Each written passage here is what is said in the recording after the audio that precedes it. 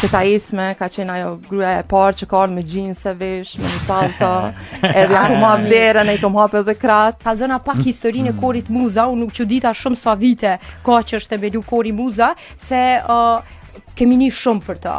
Kori është themelu para 2 viteve.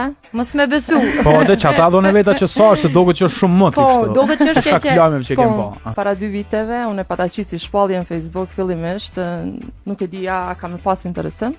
Masani u paraqitën shumë gra, sidomos gra të moshës më të shtyme.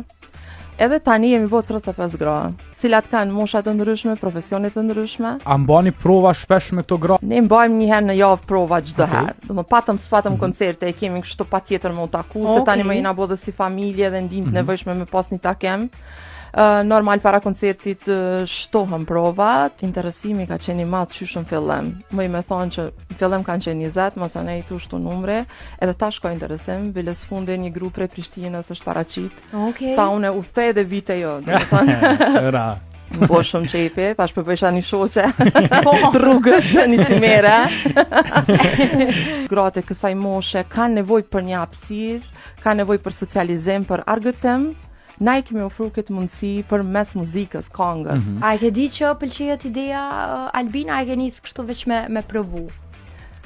Kam qenë skeptike me thonë drejtën, se kam thonë, ku me ditë këto të moshës që janë pak ma të shtyme, e kanë guximin për me ardhë, më ka bo shumë qefe, edhe çdo herë kur folim rënqet të trupi, teta Isme ka qenë ajo gruaja e parë që ka ardhur me xhinse vesh, me një pallto, edhe ku ma vlerën e kom hapë edhe krat, edhe pastaj kanë ardhur shumë gra të tjera që vërtet janë shumë të veçanta edhe si karaktere.